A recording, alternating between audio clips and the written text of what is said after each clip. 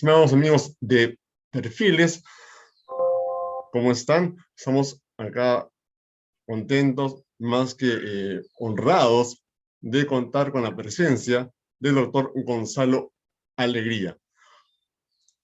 Dentro de los temas que generalmente optamos por tomar acá en el programa Perfiles, ustedes saben que hemos abarcado diferentes ramas, diferentes disciplinas.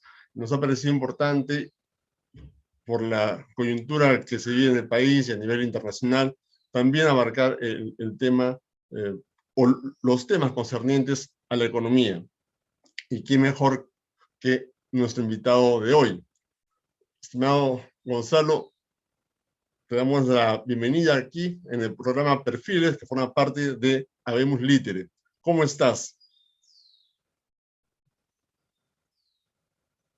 Encantado de estar contigo, Daniel, y con Nicole, y sobre todo de poder saludar a toda su audiencia, porque yo creo que es un momento clave, ¿no? Yo cuando me dijiste para hablar el jueves dije, bueno, no sé muy bien de qué vamos a hablar, y de repente anoche pues empezó una guerra, ¿no? Así de descarada y solapadamente. Entonces todo eso afecta a la economía nacional y cómo no, a todas las buenas perspectivas que teníamos, ¿no? Porque la perspectiva no era mala, económicamente no estábamos mal, por el tema del auge de los metales y el ingreso de divisas, estaba estabilizándose el dólar, y claro, me decía mucha gente, no, pero el aceite, por ejemplo, no ha bajado, el pan sigue caro. Bueno, ahí hay un problema de fondo, y es que hay factores coyunturales. Por ejemplo, se perdió la cosecha de soya.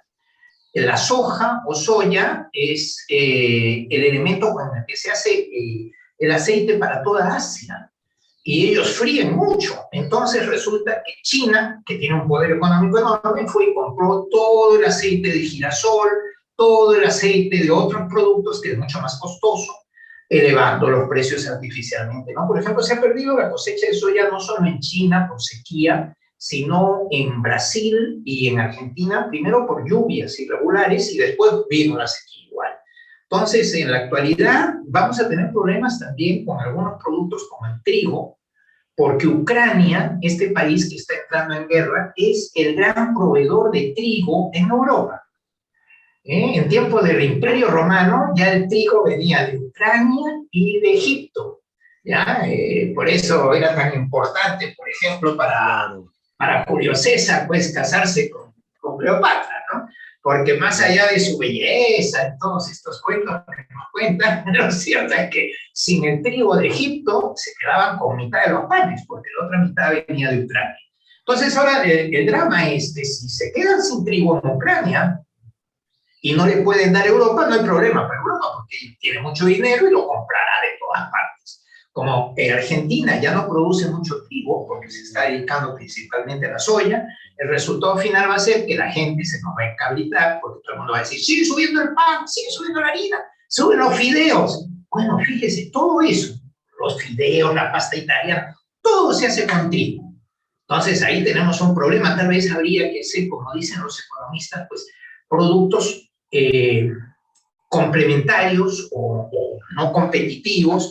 Entonces, en vez de usar cosas de trigo, usar de centeno, usar cebada, o no comer pan, no comer pasta, ¿no? Como anécdota, solo para concluir, les cuento que la última vez que subió todo, yo dije, me voy a poner a dieta. Voy a aprovechar que me voy a poner a dieta, porque digo, mira, hay que ser ingenioso. Y como soy académico, debo dar el ejemplo. Samuelson decía, en el mercado votamos con el dinero. Votamos a favor o en contra de nosotros mismos.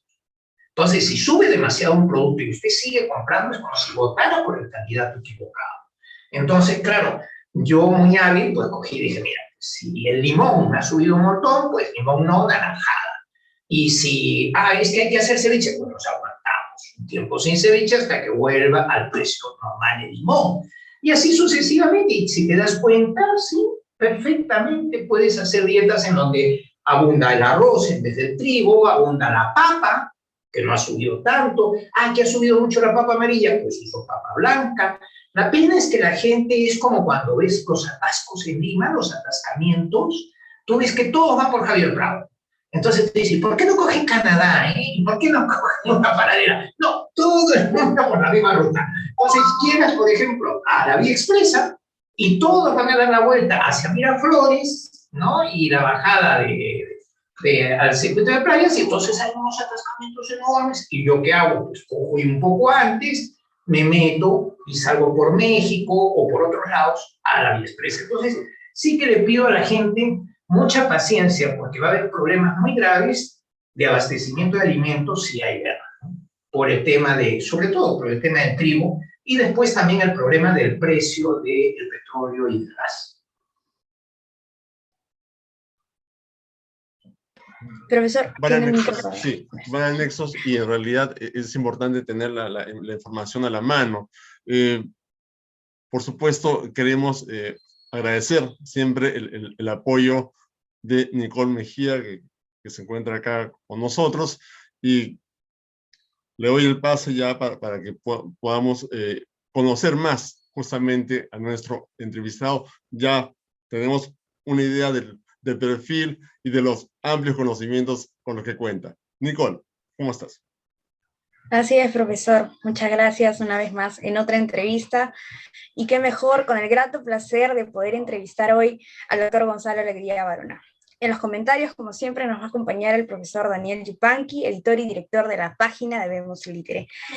En primer lugar, antes de comenzar con las preguntas y conocer un poco más a nuestro entrevistado, queremos saber cómo se siente y cómo está hoy el doctor Gonzalo Alegría. Gracias más bien por su participación hoy en esta entrevista.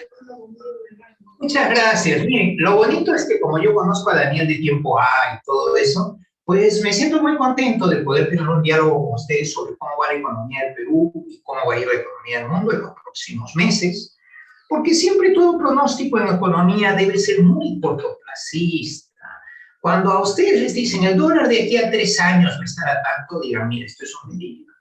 Porque normalmente lo que puedes pronosticar es como máximo a 1 año la cotización de una divisa, y ya con problemas, porque es muy volátil, muy irregular. Entonces los economistas tenemos que ser en eso bien modestos en nuestros planteamientos, porque hay muchos factores coyunturales. Por ejemplo, esta guerra.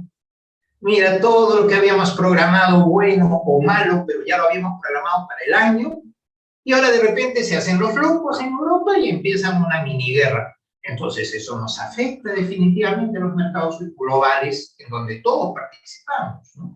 Y el Perú más, porque el Perú tiene el problema de una balanza básica, que es una balanza por cuenta corriente, es decir, tanto la energía, que importamos más de un 30 y tanto % ya de nuestra energía. Ojo, hay gente que me dice, pero ¿por qué si el Perú es rico y tiene petróleo? Mira, toma nota, tenemos y producimos en la actualidad más petróleo que el Ecuador. Y el Ecuador es miembro de la OPEP y nosotros no. ¿Por qué no somos miembros de la Organización Mundial de Productores de Petróleo? Pues fácil, porque nosotros tenemos una cantidad de consumo interno enorme. Y Ecuador, pues son muy poquitos, es un país muy pequeñito. Entonces, produce poco y exporta mucho en Ecuador. Nosotros producimos casi lo mismo que Ecuador e importamos un 30 y tantos %, porque tenemos mucha más población, mucha más actividad económica, etc. Entonces, yo creo que es fundamental cuando se hacen comentarios económicos tener los datos reales para poderte comparar o no, etc. ¿No? Por ejemplo, te dice Ecuador, su economía va a funcionar mejor que la nuestra. Lo dudo mucho, porque la principal fuente de ingresos de exportación en Ecuador es el plátano, aún hoy. Y en cambio nosotros tenemos tal diversificación: cobre, plata, molibdeno, zinc. Somos un país exportador minero, pero igual ha crecido una barbaridad las exportaciones no tradicionales, un 25% es lo que no hay. Sigue creciendo todas nuestras exportaciones no tradicionales. Y cosa muy bonita, las agroexportaciones, que están creciendo a unos ritmos bárbaros. Entonces, el país debería estar optimista. Otra cosa es que tenemos tal gestión política del país que esto parece Italia, ¿no? Italia siempre dicen en Europa, donde he vivido 32 años, Italia te dice, funcionamos en piloto automático. Los italianos, lo que haga la clase política italiana ya olvídalo, ¿no? Si Berlusconi, si el comunista, si el capitalista, pero nuestro caso está casi a la misma deriva, ¿no? Quiere decir, es más, usamos la misma expresión, piloto automático. porque realmente la gente ha vuelto a trabajar, ahora nos van a poner al 100% a trabajar, vamos a recuperar todo, pero vamos a seguir teniendo una clase política que no ayuda tanto. Sí, Sí, es importante definitivamente. lo que dices, sí. Adelante. Exacto, definitivamente va a ser motivo de una de nuestras preguntas el contexto que estamos viviendo ahora, ¿no? Y bueno, pasamos a conocer un poco más de nuestro invitado hoy. Gonzalo Alegría Varona es socio fundador y presidente de la Fundación Vistas Mundi desde el 2008 hasta la fecha. Trabajó como gerente municipal en la Municipalidad de San Juan del Lurigancho desde el febrero de 2021 hasta mayo de 2021. Trabajó también como gerente general en Editora Perú desde el 16 de noviembre de 2020 hasta el 23 de febrero de 2021. Asimismo, trabajó como docente contratado de posgrado en la Universidad Nacional Mayor de San Marcos desde 2015 hasta 2016. Trabajó como director de Cooperación y Relaciones Institucionales en la Universidad César Vallejo. Y por último, cabe destacar su reciente logro de obtener su maestría en Economía en la destacada Universidad Nacional Mayor de San Marcos. Muchas felicidades por ese último logro, doctor. Espero sigan más logros definitivamente. Así que seguimos con ello con la primera pregunta. Estimado doctor Gonzalo, ¿cuándo se dio cuenta de que su vocación era ser economista? Perfecto. Decía que es muy bonito lo que me has preguntado. Primero aclarar que yo soy doctor en economía por la Universidad Complutense de Madrid, donde también estudié mi licenciatura de Economía y Sociología. Soy MBA, magíster por la Cuarta Escuela de Negocios de España, en Calle Cádiz, porque yo viví en Europa 32 años, de los cuales 18 prácticamente estuve en Madrid. Entonces ya después viví en Francia, en Bélgica, mucho en Inglaterra, viví en 2 ocasiones, ¿no? La última antes de venir al Perú, que era marketing manager de un banco inglés. Entonces, a todo eso lo hice siempre simultaneando el dar clases, porque a mí me encantaba dar clases. El tema es que me salían trabajos, como me ha pasado en Perú también, trabajos aparte de la universidad, pero no he abandonado la universidad. Yo creo que es fundamental en el caso de Perú tener un buen background ahí de gente bien preparada, ¿no? Entonces, por eso es que es irrenunciable seguir dando clases y tanto a empresarios como a profesionales, etc. Ahora, según tu pregunta, pues mira, es una anécdota muy bonita. Yo había empezado sociología en la Complutense de Madrid. Yo no me había matriculado en economía. Y termino el primer año y todo era matrículas de honor, que allá es muy raro que te las den, porque consiste en que te tienen que poner 10 sobre 10, la nota máxima. Pero es que si la universidad te pone 10 sobre 10, te tiene que devolver el dinero de la matrícula. Le cuesta dinero a la universidad. Entonces, tienen prohibidos a los profesores, no le ponga 10 sobre 10, porque entonces le tengo que devolver la plata que pagó de la asignatura. Entonces, todos te ponen 9, 9,5, como mucho, ¿no? Pero jamás el 10. Y resulta que yo tuve 7 asignaturas y saqué 5 matrículas de honor. Tal fue mi felicidad, porque digo un montón de plata. Yo vivía de becas y de apoyos de mi madre. Entonces, toda esa plata la usé para viajar por Europa. Y lo primero que hice fue irme a Inglaterra, a la que amo profundamente, igual que a Francia. Francia también la quiero mucho, son 2 países muy cercanos a mí. En cambio, Alemania ya le tengo simpatía, aprecio, pero no es tanto el cariño. Entonces llego a Inglaterra y en Nottingham University, donde me puse a estudiar inglés para economistas ese verano con los dineritos de las matrículas, si no era un milagro imposible, ¿no? Me encontré con que la biblioteca era de libre acceso. Cogías los libros, los desmagnetizabas, pasabas tu carnet y ya está. Era una cosa súper moderna, porque eso es, imagínate, el año 82 estaba yo en Nottingham. Y en ese momento en Midlands, viendo así los cisnes, el primer libro que saqué se llamaba La Era de Keynes, The Age of Keynes, de Robert Lekachman se escribe. Está en español en Alianza, en Alianza Editorial de Madrid. Y entonces lo leí, de hecho, pues me enriqueció mi inglés también, y descubrí pues que increíble el milagro que había hecho Keynes, ¿no? De crear la macroeconomía cuando solo había micro, y todo eso, me lo quiero, y volví diciendo, yo tengo que ser economista también, porque tienen muchas herramientas matemáticas y científicas más avanzadas que la sociología. Pero yo siempre había querido sociología para entender los problemas del Perú. Entonces voy y le digo a los que me becaban, yo quiero hacer las 2 carreras, no quiero renunciar a sociología porque el Perú es muy, muy difícil, tiene 2 civilizaciones a la vez, la andina y la occidental, y es muy confuso, entonces no basta con la economía. Y me dijeron, no, Solo te hemos becado para 5 años y tú lo que tienes que hacer es estudiar eso porque economía aquí es dificilísimo y te van a jalar, te van a suspender, como dicen. Conclusión, hija mía, me envalentoné y averigüé por mi cuenta de que yo me podía matricular en todo lo que quisiera. Como estaba becado por la Agencia Española de Cooperación Internacional y Desarrollo, AECI, que en ese entonces se llamaba Instituto de Cooperación Iberoamericana, ICI. Entonces yo dije, bueno, si el ICI me paga todo, yo me apunto a las de economía también. Y que Dios me coja confesado. Y así me saqué a la vez las 2 carreras. Me saqué a la vez las 2 carreras. Y algunos éxitos muy bonitos tuve. Tuve notable en econometría, ya cuando acababa economía. Tuve 2 matrículas de honor en economía, una en economía internacional, que es a lo que después me dediqué porque la amaba con locura la economía internacional, ¿no? Pero decirte que fue casi anecdótico, porque fue en el laguito este lleno de cisnes, todo idílico de Nottingham University, leyendo mi libro de Robert Lecas, me dice, no puede ser, ¿y cómo puede ser que la economía sea todo esto? Tan complicado y tan bello, y cómo lo miden y cómo todo, al final, como te lo contaba, como una aventura, el hombre, era un libro muy bonito, pero académico a la vez. Decidí hacer economía, fue así, una cosa muy intelectual, no por conveniencia, ni al final viví de la economía, porque trabajé de financiero internacional y diseñaba productos y hacía marketing europeo, ¿no?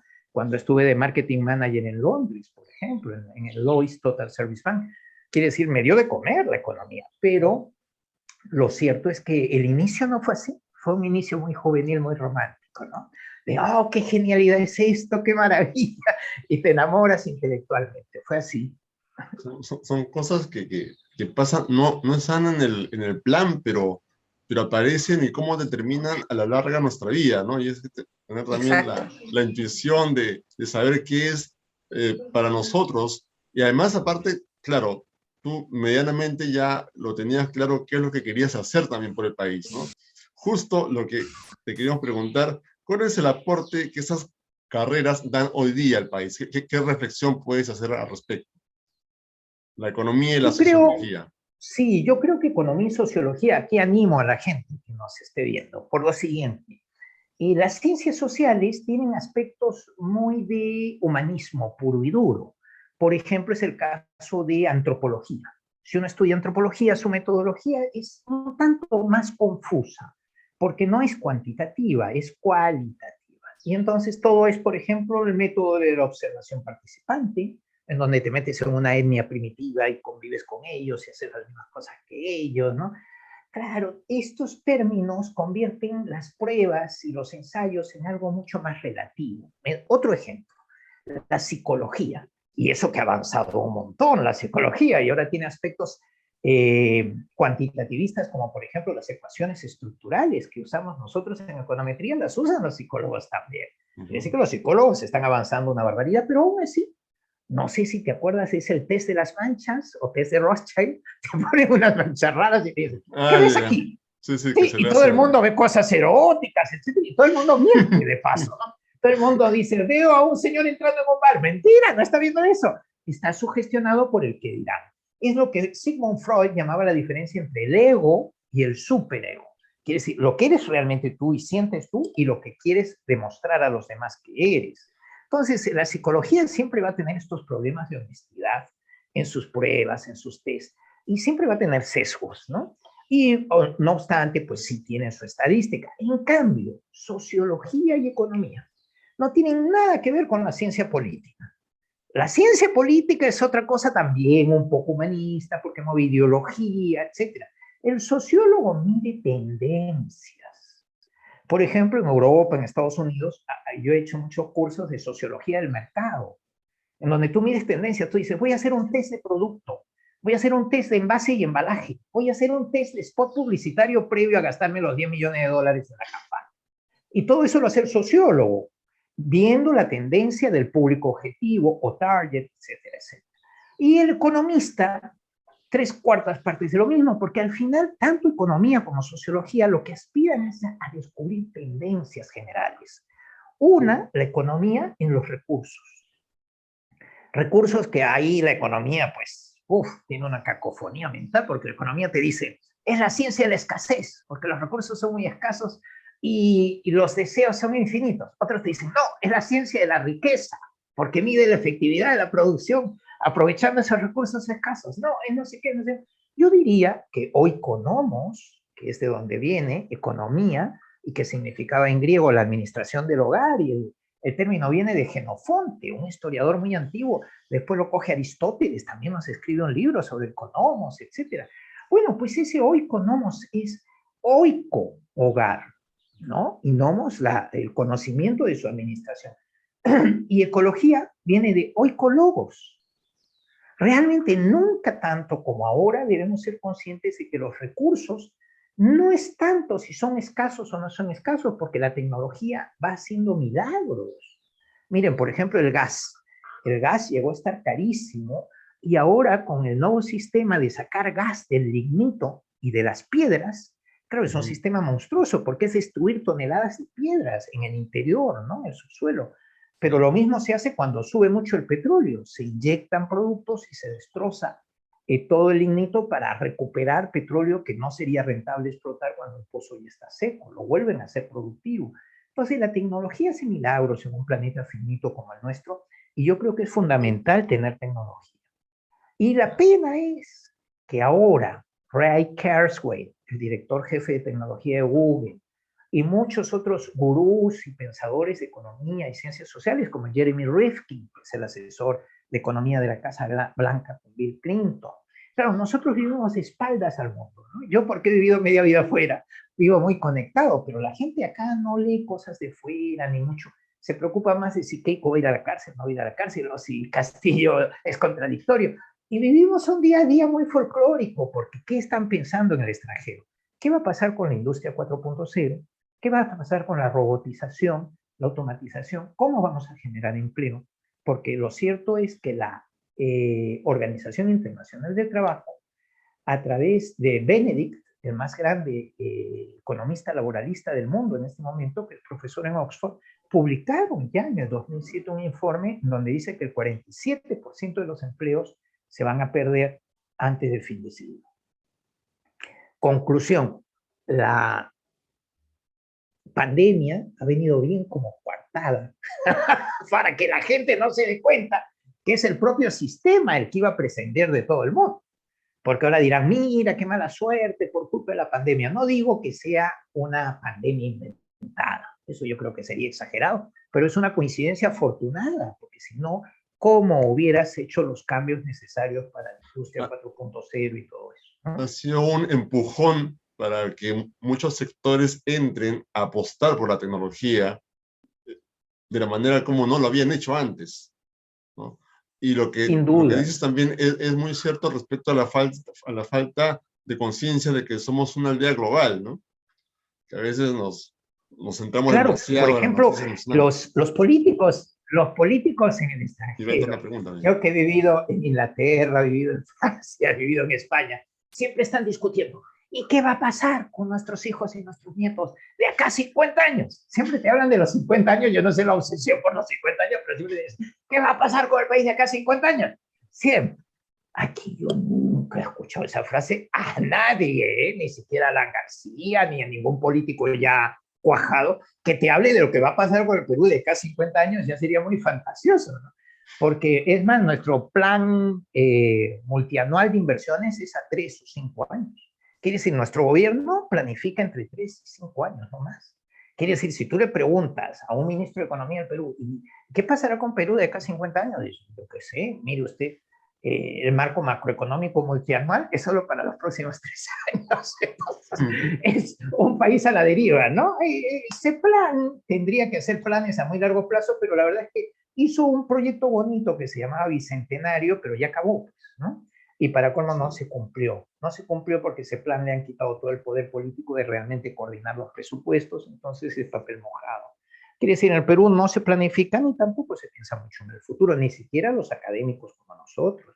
Yo, por suerte, acabo de publicar una serie de artículos en donde sí planteo este problema, ¿no?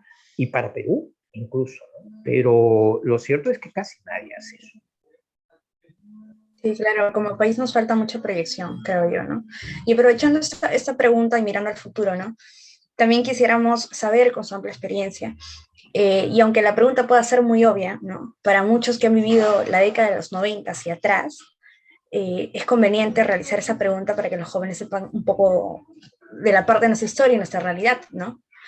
¿Por qué eligió al distrito de Villa El Salvador para llevar a cabo su tesis de maestría?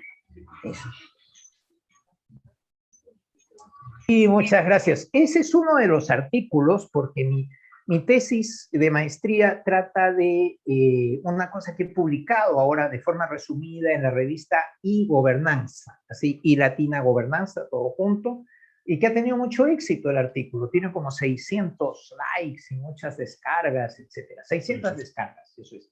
¿Qué ha pasado con este artículo? Justo se pregunta, ¿qué dicen en el extranjero que va a pasar ahora que no vamos a generar empleo? Y entonces reviso un poco lo que dice Joseph Stiglitz, premio Nobel de Economía, lo que dice Elinor Ostrom, que por cierto fue la primera mujer premio Nobel de Economía. Y la pobrecita fue tan salada que le dieron el premio Nobel y no llegó al año y se murió de cáncer de páncreas. Así que un desastre. Pero muy inteligente Elinor Ostrom, porque hablaba de qué pasa como las opciones solidarias, socialmente solidarias, con las que se puede barajar este futuro tan raro que vamos a tener.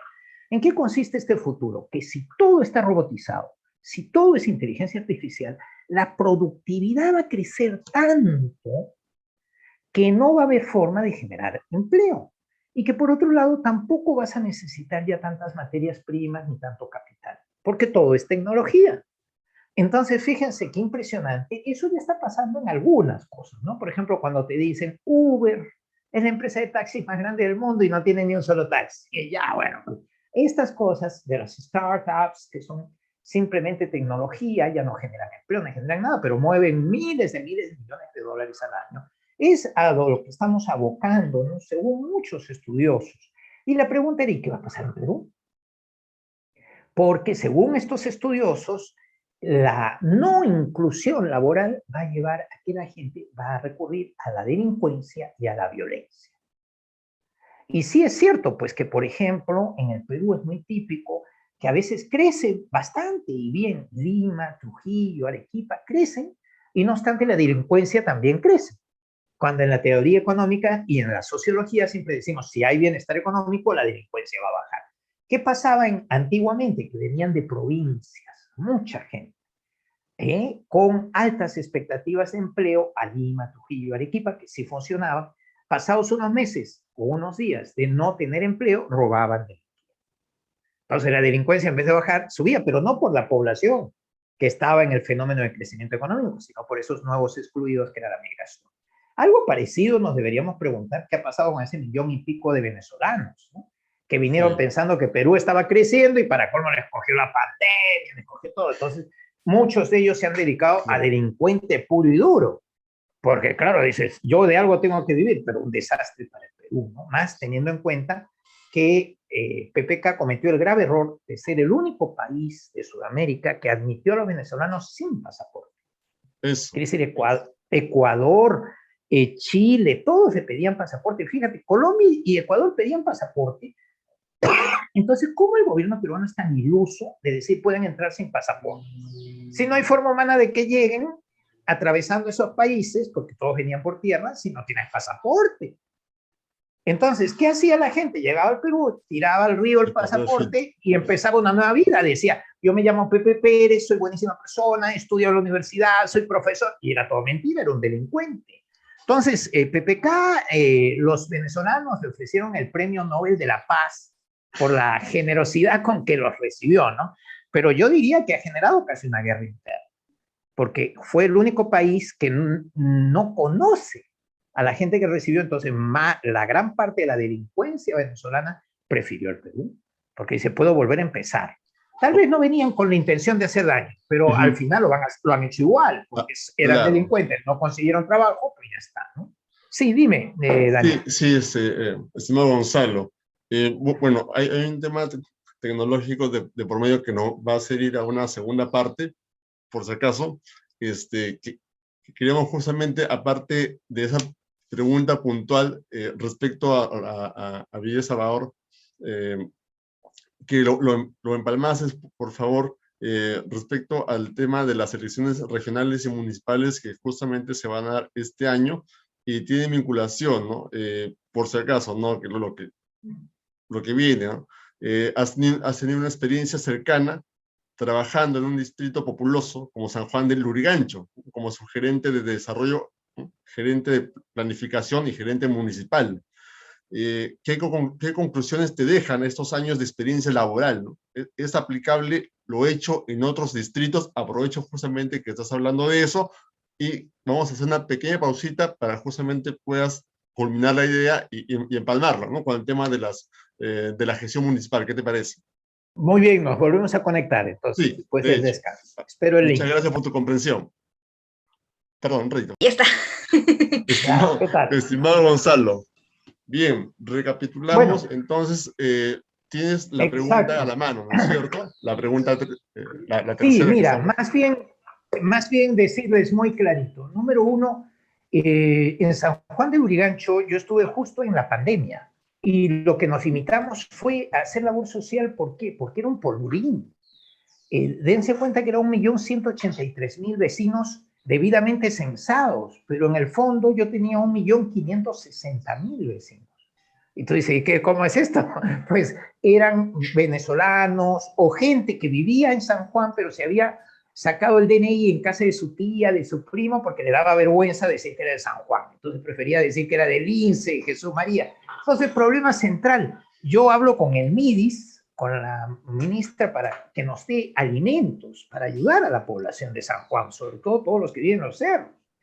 Y acordamos la distribución de 8,5 millones de toneladas de alimentos. Se hizo impecablemente, pero con un problema estructural enorme, que fue el que mucha gente venía y decía, ¿y a mí por qué no me dan? Oye, es que usted no sale en el censo. Pero yo soy de San Juan, vivo ahí, mire, vivo en la punta del cerro. Con lo cual tenías un problema social terrible, típico del Perú, porque todo es informal en el Perú. Claro. Entonces eso de yo vivo aquí, pero me he matriculado en casa de mi tía para que luzca más bonito, que no soy de San Juan, sino de San Isidro. Entonces le tienen que dar su cesta de alimento, váyase a pedirla a San Isidro, porque si no iban a decir que había cohecho, que yo había despilfarrado la cesta. Claro. Entonces ustedes no vean la problemática. Por suerte metí al ministerio. Entonces lo que hicimos fue formalizar a un montón de gente, sacándole certificados para que se empadronaran. Entonces, como no se podía actualizar el DNI, miren qué ingeniosa salida, decíamos, bueno, es que no ha podido actualizar el DNI, pero él ya vive en San Juan, porque se ha empadronado en la municipalidad. Y con este truco empezamos a regularizar, pero sobre la base de ir a ver que realmente vivía, porque Claro. si no también íbamos a perder como 14 millones de cestas. ¿Cómo es eso de, porque él dice que vive en San Juan, yo me lo tengo que creer? Entonces, Tiene que probarlo. lo cierto es que la encuesta nacional de hogares, ENAO, que hace el INEI, sí ponía que eran 1.560.000. Entonces, eso era un drama oficial. Quiere decir, cuando habían ido hogar por hogar, sí éramos 1.560.000 en San Juan de Lurigancho, pero para la municipalidad, a efectos formales, éramos 1.180.000 y tantos. Entonces, bueno, de todo esto que sacamos, que aparte del trauma, porque yo creo que del agotamiento lo dejé, hicimos también una central de serenazgo en 3 meses y medio, sin que se pierda un sol, y compramos una flota de 70 camionetas nuevas para el serenazgo, y dejamos apalabrado y ya señalizado 200 cámaras para ser instaladas, sin costo de fibra óptica, porque iban a ir con un acuerdo con Claro, usando la fibra óptica de Claro. Entonces, ingenio sí había y ganas de hacer cosas. Lo que pasa es que, como todo es tan complicado en el Perú, y por otro lado surgió el tema de las elecciones generales, y yo quise participar opinando favorablemente de una de las dos opciones presidenciales, ya no lo podía hacer si era funcionario público. Entonces preferí retirarme, ¿no? Por motivos entre personales y políticos. Lo cierto es, vienen las elecciones municipales. Le digo a todo el mundo, por favor, elijan bien. ¿Cuál es el gran reto ahora? El gran reto es que se viene un periodo muy malo, sea por la guerra, sea por nuevas pandemias, como ha anunciado Bill Gates. Este Bill Gates no aprende, porque él siempre anuncia una pandemia y llega. Entonces no debería hacerlo más, porque da la impresión de que las crea él, ¿no? Pero el pobre me imagino que lo hace de buena fe. Entonces acaba de anunciar que va a ser un virus distinto al coronavirus, pero que viene ya. Entonces, no sé, por lo que estarán sabiendo ellos que no sabemos nosotros. Lo cierto es que por todos los factores que siguen vivos de riesgo, viene una etapa muy mala. Entonces, ese alcalde de Lima tiene que dar seguridad y ojo al dato, sorpréndanse. ayudar a generar empleo en Lima. Tiene que ayudar a generar empleo en Lima. Quiere decir, la municipalidad puede ayudar a generar empleo. Y no hablamos de que todos sean funcionarios municipales, no. Generar las condiciones para que se reabran los mercados, para que los cachineros se formalicen, para que todo el mundo chambee con ilusión. Para eso tenemos que tener paz social. Tenemos que evitar, ¿no?, tanta delincuencia y tanta cosa. Pero, y después de eso, ¿cuál es el paso siguiente? Que se genere empleo. Y solo dejar un mensaje para concluir. Lima tiene el 33% de la población peruana. Quiere decir, 1 de cada 3 peruanos vive en Lima. Entonces, cuando me viene la gente de provincias, y yo soy medio trujillano, por parte de padre, así que, y soy guamachuquino por adopción, soy vecino de la ilustre Huamachuco, en la Sierra Norte del Perú, y además soy adoptivo de Ilave, en Puno y todo eso. Yo tengo muy presente a mi Perú profundo por ser hijo de Ciro Alegría, pues el autor del Mundo de Sancho de Ageno, pero hay que ser realistas, no nos podemos cargar Lima, porque en Lima estamos todos, 1 de cada 3. Y para colmo, que aquí viene lo grave, el 58% de la riqueza del país se genera en Lima. Ya, eso es terrible, quiere decir más. Otros dicen, no, es el 45, el 49. Oiga, es la mitad. La mitad. Cifra más, cifra menos, hay centralismo. Entonces, más allá de que sea producto del centralismo o no, lo que sí hay en economía son unas cosas que se llaman las sinergias. Entonces, si tú vas a invertir y ves que ya hay empresas que pueden ser proveedoras tuyas, que ya hay unas buenas infraestructuras, etcétera, prefieres invertir en grandes ciudades o en polos de desarrollo que en un sitio muy alejado que no tiene nada. Entonces, aquí tenemos todo un problema de fondo y es, ¿cómo haces para que se desarrollen los demás, pero sin matar a Lima? A Lima no hay que matarla, ni perseguirla, ni criminalizarla, porque sería suicida, sería dispararle en el pie. Pongamos un ejemplo. Se dice que de la riqueza del PBI industrial, Lima representa también más de la mitad. Pero resulta que si le quitas la metalmecánica y la metalurgia, que están tan cercanas a todos los temas mineros, pues entonces Lima representa el 72% de la industria nacional. ¡Qué barbaridad! Quiere decir, 3 de cada 4 soles industriales se harían en Lima. Entonces, yo creo que el gobierno nacional, su objetivo es descentralizar y potenciar otros focos de desarrollo. Me parece perfecto. Pero mi objetivo y el de todos los limeños es, señores, salvemos Lima. Porque si Lima no crece, o si Lima tiene mucha inflación, como todo es medidas ponderadas por la población y todos están en Lima, Perú se hunde. Entonces, no es cuestión de maltratar a Lima, es cuestión de lograr oportunidades para los demás sitios, nada más.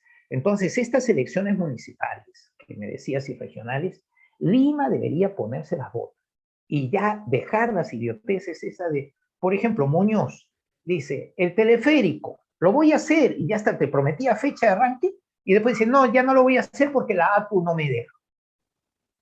Oiga, no sé, necesitamos un alcalde con carácter que tenga muy claro que hay que hacer cosas por Lima. ¿Qué es eso del APU no me deja? Ustedes saben que en el protocolo del país, el alcalde es el único que se puede poner de Lima a la derecha del presidente de la República. Fíjate, antes que el presidente y los ministros, porque se considera que Lima es importantísima y por eso por protocolo el alcalde de Lima es importantísimo. Pero y después en la realidad no es. No, no lo es porque te chupas. Porque si tú eres alcalde de Lima, tienes que asumir ese protagonismo. Y termino diciéndoles, miren por cuánto, desde el punto de vista de la seguridad, yo sí propuse en su día, y lo hablé con el gobierno actual, el que el Serenazgo llegara a ser una policía local, que nos puede tardar 2 años o 3. ¿Pero por qué? Porque hay enormes cantidades de recursos. Por ejemplo, el Serenazgo en San Juan del Lurigancho, 700 efectivos, con 70 camionetas, y todo lo que yo he invertido, y resulta que no pueden hacer nada porque son unos payasos, porque por competencias no pueden ni arrestarte, ni multarte, ni hacer nada. Entonces, ¿para qué los tienen?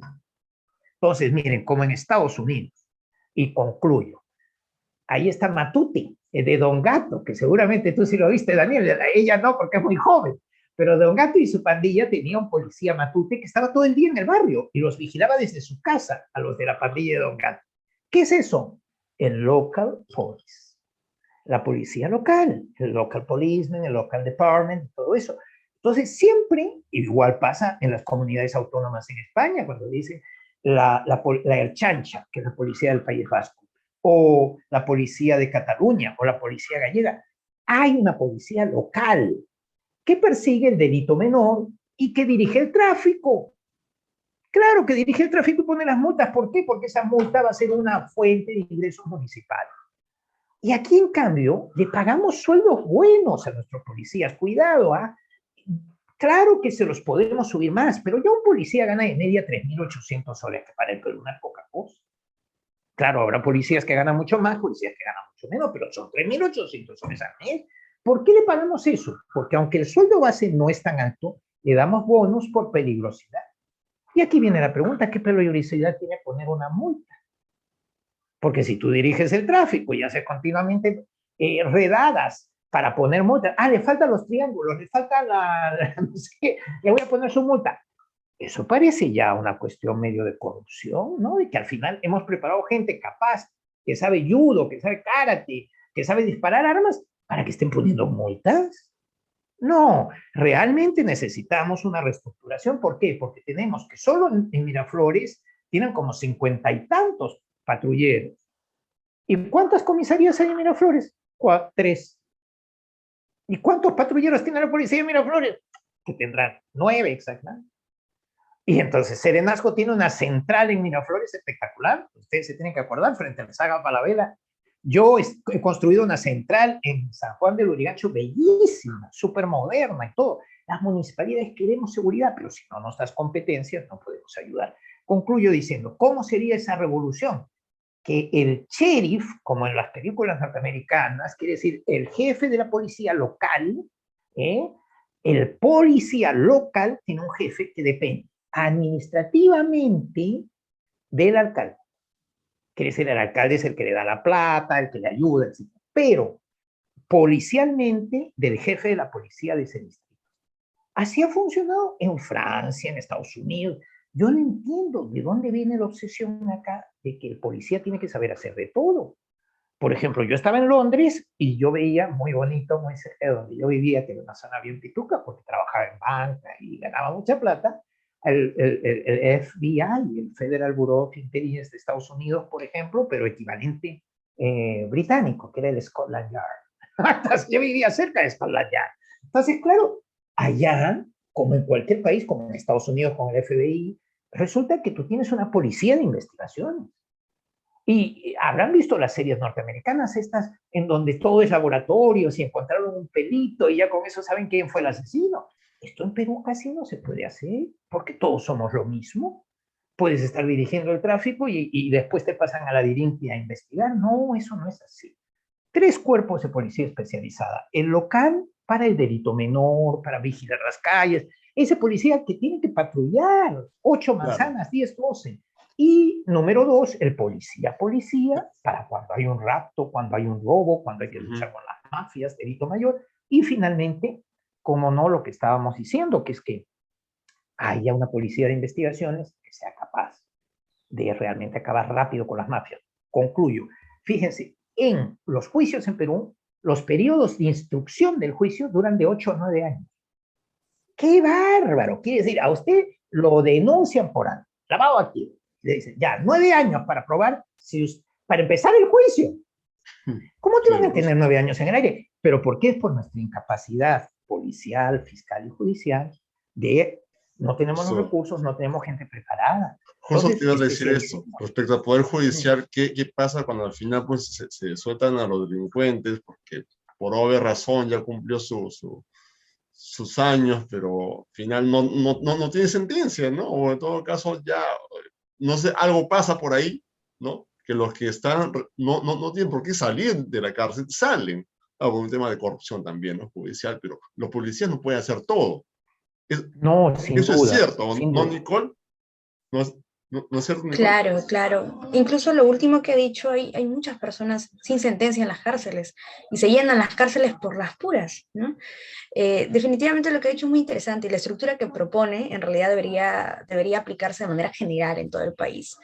Pero bueno, como usted lo ha mencionado antes, en nuestro país la población pues no lee lo que sucede en otros, bueno, afuera de nuestro país, ¿no? Y podría implementar dichas estructuras que se dan en Francia, en Inglaterra, en otros países, aquí. Sin embargo, a veces la misma población se aferra a lo que ya está acostumbrado, ¿no? Y no permite que se puedan implementar estas nuevas estructuras. Y bueno, siguiendo con ello, el doctor Gonzalo Arana no solo ha ejercido pues, sugerencia de planificación, sugerencia municipal, sino también ha sido docente de posgrado en San Marcos y en la Universidad Católica. Entonces, nosotros quisiéramos saber qué recuerdos gratos le ha dejado el interactuar con esta generación de profesionales jóvenes. Bueno, es lo más bonito de todo.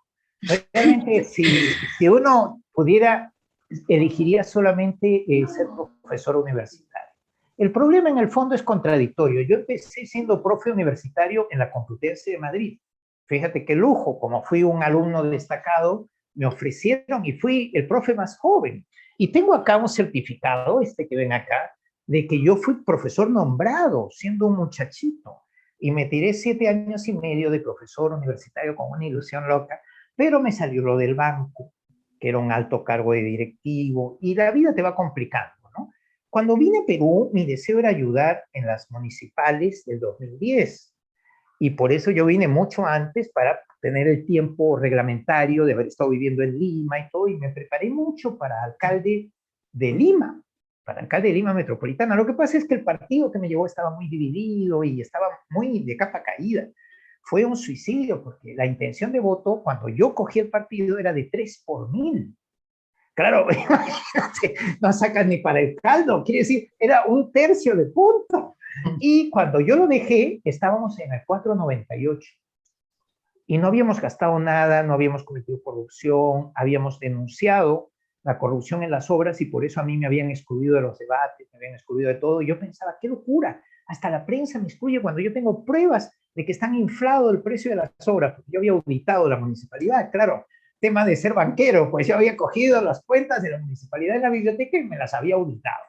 Entonces yo le había reclamado al alcalde, pero de buena fe, justifíquenos por qué se ha multiplicado por 4 la hora del puente de 28 de julio, justifíquenos tal cosa, tal otra, todo así. Y me excluyeron por completo y desaparecí. Yo digo, pero Uri, ¿cómo puede ser? Y ahora el paso del tiempo, oye, qué bárbaro, te da una pena por Perú, porque dice, mira lo que ha pasado. Ahora descubrimos que todo el mundo estaba metido en el ajo y que OAS y Odebrecht, que fueron los que yo denuncié, que por cierto me mandaron carta notarial los dos, la guardo de recuerdo, ¿eh?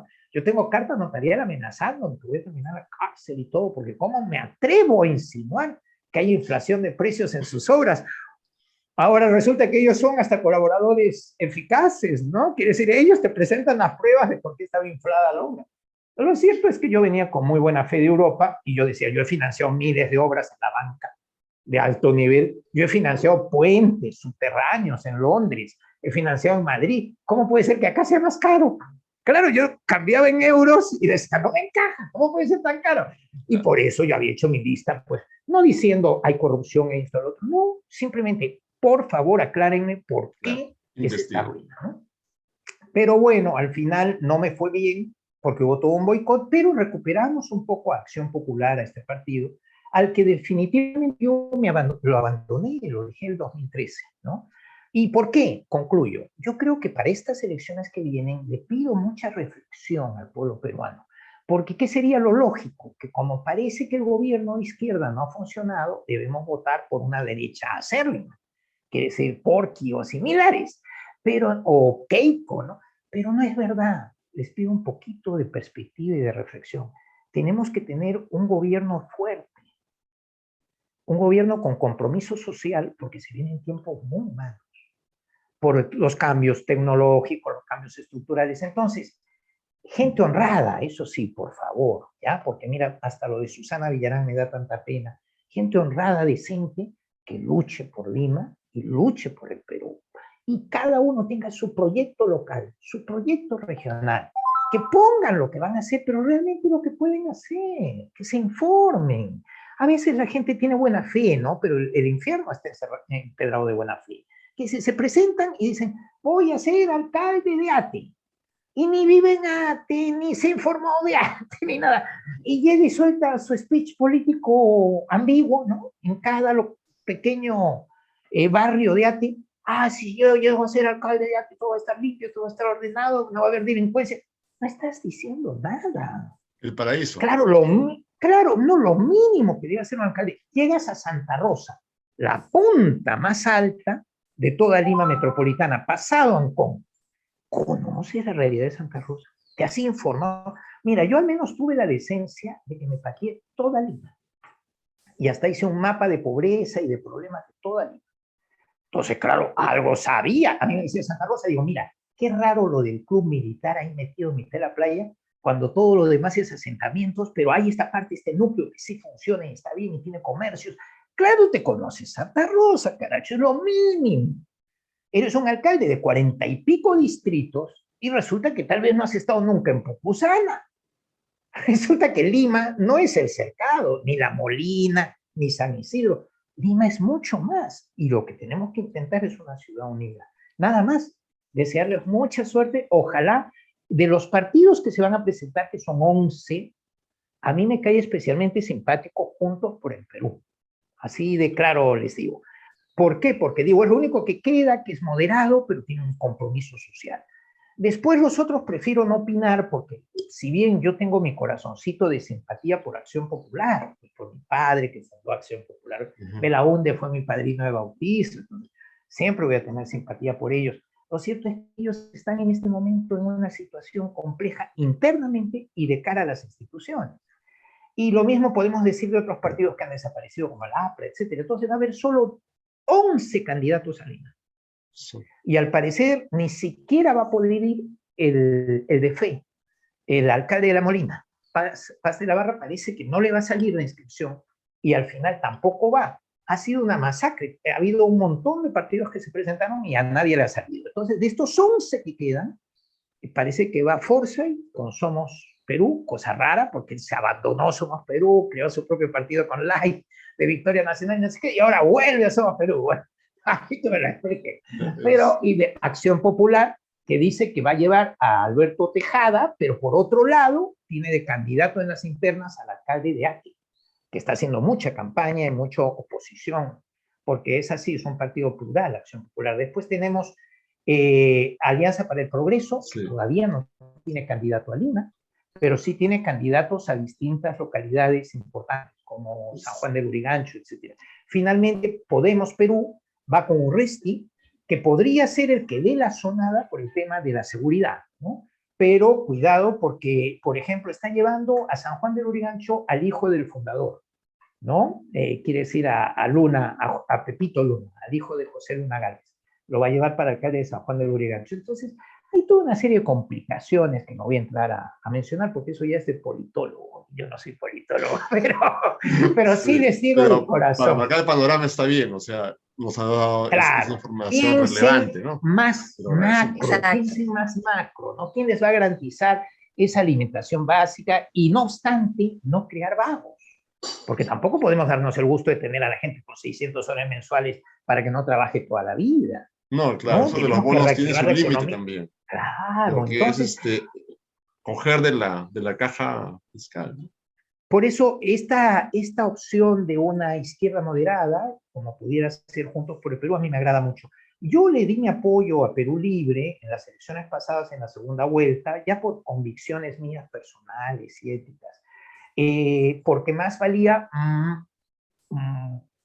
bueno, aparentemente bueno, el candidato por conocer que mala conocida. Pero nos salió pues un poquito rana el candidato, las cosas hay que reconocerlas, en el sentido de que su forma de gobierno es muy impulsiva, muy emotiva, se basa en la afectividad y la confianza que le generan ciertas personas y no en la capacidad de gestión, ¿no? El problema es que el aparato del Estado exige capacidad de gestión, ¿no? Y como decía Belaúnde, que en paz descanse, el padrino de bautizo, hay que gobernar para todos, porque para tus amigos y para tus enemigos. ¿Y tú con qué gobiernas? Cuando alguien incluso te cae mal. con lo único que puedes hacer, con la ley. Entonces, esto es bonito, porque al final te reprime al gobernante. No es eso de, como me caes mal, ahora te hundo. No, no, no, no. Este señor tiene sus derechos, esta señora tiene sus derechos, y hay que gobernar para todos. Termino diciéndoles, yo soy católico practicante, mi madre fue pastora evangélica, y no obstante, el otro día me preguntan, y si usted fuera alcalde, ¿casaría a los gays? Mire, para empezar, qué cosa tan absurda. El alcalde es un funcionario público, tiene que cumplir la ley. Entonces, la Constitución prohíbe el matrimonio homosexual por ahora. Cámbieme usted la Constitución, cambiamos el derecho de familia y después viene el alcalde y lo casa, ¿no? Pero decir, ¿usted los casaría? ¿Qué más da si yo quisiera o no quisiera? Si es que no puedo. No debo mentirle a la gente diciendo que voy a casar gays si me eligen, como hizo Susana Villarán, que mintió. Y decía que iba a casar a todos los gays, pero ¿cómo la vas a casar si la ley no te lo permite? Ese es el problema del Perú. Hay mucho demagogo y mucha gente que miente. No hay que dejar que nos mientan. Se personaliza el poder, ¿no? Que es algo fantasioso, no tiene que ver mira, con la realidad. Por ejemplo, eso sí. yo soy creyente y jamás haría un gobierno teocrático. Que es una cosa son mis convicciones morales y religiosas, pero yo no le voy a decir a usted lo que tiene que hacer de su casa para adentro.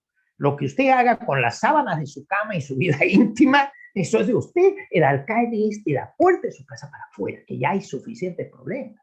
Limpieza, seguridad, que usted pueda sacar su niño al parque como era antes. Cuando sacábamos los niños al parque, a mí me emocionaba, yo jugaba fútbol con mis sobrinos en el parque. Yo ahora no veo ni una sola familia que saque un niño al parque. Entonces hay que recuperar la ciudad, ¿no? Y bueno, muchas gracias por la entrevista. Sí. Es verdad. No, definitivamente hay dos puntos que tienen que rescatar de esta pregunta. Y es, la primera, tal como lo ha dicho el doctor Gonzalo Alegría, es aplicar tu gerencia, ¿no? Tu gobernabilidad con la ley, ¿no? Porque no puedes hacer lo que no puedes. Y yo creo que más que nadie que estudia Derecho lo sé muy bien, ¿no? Porque estamos constantemente en ese estudio. Y segundo, que creo yo, lo más importante es conocer qué estás gobernando, ¿no? Al menos si vas a gobernar la localidad pongamos, ¿no? De Tangamandapio, conoce todos los rincones de Tangamandapio, conoce a su gente, conoce cómo son, conoce su comida, conoce todos ellos, porque tú gobiernas para ellos y por ellos. Yo rescato mucho eso, siempre, es más, alguna vez se me pasó por la cabeza, ¿no? Si yo fuera presidente de Perú, creo que mi trabajo primero sería conocer mi país, para saber cuáles son las necesidades de su gente y así poder gobernarlas bien, ¿no? Por eso me eligen. Y por último, apoyándote lo que dices, le digo a la gente, sorpréndanse, aquí peco de académico, pero hay que ser aristotélico. Aristóteles creó una ética que se la enseñó a Alejandro Magno, y el muchacho en 14 años conquistó el mundo, porque la ética es la receta de la felicidad. La gente en el Perú no es ética, porque no reflexiona. Entonces, mira, es bien fácil. ¿Qué te dice Aristóteles? Número 1, tú tienes que obrar para tu bien personal, no te avergüences tener bienestar personal. Tampoco vas a ser rico, multimillonario, pero tú tienes que tener dignidad personal. Entonces es muy divertido, la derecha peruana suele decirle a los de izquierda, ¿cómo vives bien? No deberías vivir bien si eres de izquierda. Eso es una idiotez absoluta. Quiere decir, oiga, yo puedo ser izquierda y tener un departamento en Miraflores y vivir en Miraflores. Eso, una cosa no quita la otra. Tengo derecho a un bienestar personal. Número 2, dice Aristóteles. Después tu bienestar que sirva para construir tu virtud. ¿Qué talentos tienes? ¿Qué cosas sabes hacer? Y siempre estés preparándote para ser más y más virtuoso para que el mercado y la gente te reconozca esa virtud. Y número 3, te dice Aristóteles, proyectos. Tengan proyectos en la vida, proyectos que le unan a su barrio, a su localidad, a su región. Él le llamaba scopus, la palabra griega, el objetivo del proyecto. Que por cierto hay una red de investigación científica internacional que se llama Scopus. Scopus, bueno, pues hay que tener Scopus, hay que tener proyectos. ¿Cuál es la idea? Señores, unámonos estas elecciones regionales y municipales. Díganle a todos los políticos, no más cuento, ¿cuál es el proyecto? Y si el proyecto vale la pena, hasta yo lo voy a participar en ese proyecto. En mi barrio, en mi localidad, en mi región. Proyectos para sacar adelante el Perú. Y menos palabrerío, más cifras, más datos y más calendarios. Un proyecto es objetivos, calendario, tareas y presupuesto. A los políticos debemos exigir un compromiso real con el Perú. Debemos exigir proyectos. Bueno, Pues un gran Hace saludo mucha a todos. falta el enfoque estratégico. Te agradecemos muchísimo tu tiempo, estimado Gonzalo. Ya, bueno, es una hora un poco difícil del día, pero de verdad te agradezco mucho y justo también, Nicole, te quiere dar algunas palabras y serás una próxima oportunidad porque personas como tú realmente nos alimentan el espíritu, el alma y el Demasiado. intelecto. Muchas gracias. Bastante. Muchas gracias, doctor Gonzalo Alegría. Muchas gracias, profesor Daniel, por darme la oportunidad de seguir entrevistando a diferentes personalidades y poder curtirme a ellos, que a pesar de estudiar una carrera que es muy alejada de repente de otras disciplinas, yo puedo seguir aprendiendo de estas disciplinas. Así que muchas gracias a ambos por la oportunidad de conocerlos y escucharlos. Y muchas gracias a nuestro querido público. Estuvimos en Perfiles con el doctor Gonzalo Alegría Barona. No se olviden de seguirnos en nuestra página www.habemoslitere.com. Somos letras y comunicación para el mundo. Hasta pronto a todos. Muchas gracias. Adiós y gracias a todos. Gracias. Gracias a usted, gracias.